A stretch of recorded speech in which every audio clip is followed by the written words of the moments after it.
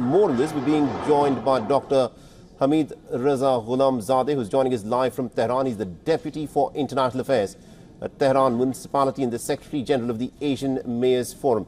Now, Dr. Ghulamzadeh, let me in fact start off by asking you about the statement that the Iranian president has said that Israel is doing everything that it can to try and spark a much larger war in the Middle East, but Iran does not want to get drawn into it. What does the Iranian president mean by this? Thank you very much for having me.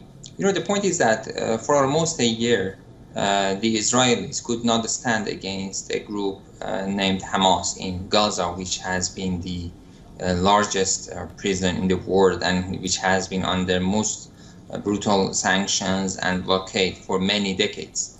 But they failed to fight against them and to defeat them in the battleground. So what they can do is let's say the strength of the Israeli regime and its military is in war from distance, like air raids, and let's say intelligence warfare, right, which is the terror attacks that they carried out against many Lebanese leaders or Hamas leaders and the others. So they are trying to shift from Gaza, which has been a quagmire for them, to other regions and to, let's say, to expand the battleground to other areas in the way that they have a strength in that. So they want to move toward air raids and using fighter jets and such military equipments. And on the other side, before that, they try to target the leaders of Hezbollah and other resistance groups. And by that, they want to expand the war, to shift the attention from Gaza to other parts of the world first. And second, they hope that by expanding the battlefield, they would draw Iran and other players into the war, so that they can bring the Americans to support them.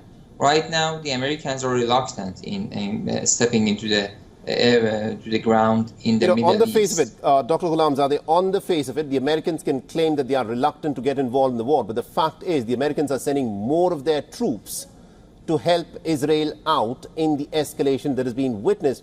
And I want you to shed light on a very interesting statement that was put out by the Iranian President Masoud Pezeshkian, where he said that Hezbollah cannot stand alone against the onslaught of Israel.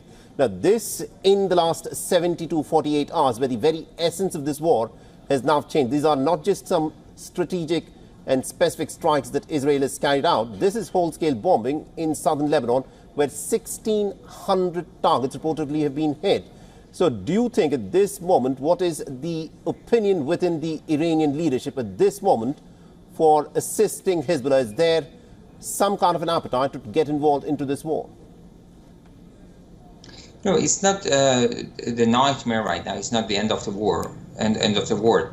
So we had a tougher situation in 2006, and Hezbollah managed to expel the Israelis from southern Lebanon at that time lonely, without any physical help from Iran. I mean, Iranians did not get into the war directly, and they did not send military forces to the battleground in 2006, but Iran did support them. And Iran has always said that it is supporting anyone who is standing against the Israeli regime. And it is no secret. So Iran has been supporting Hamas, Iran has been supporting the West Bank, Iran has been supporting Hezbollah, and will continue to do that. So yes, Hezbollah cannot be left alone in this situation, but it doesn't mean that Iran needs to directly get involved into the war.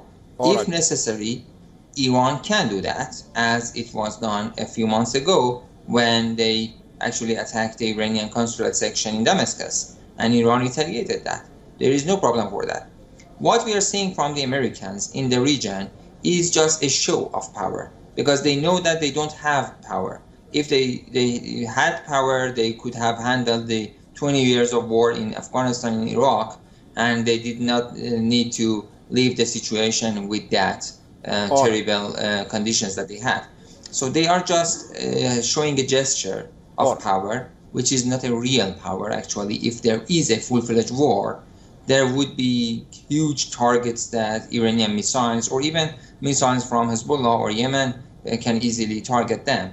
It's not just that easy to bring them here and then to claim that we are going to bombard everyone, and that would be... We're completely out of time. I think you've made your point, Dr. Ghulamzadeh. Thank you very much indeed for joining us and getting that perspective from Iran there. Thank you very much for having me.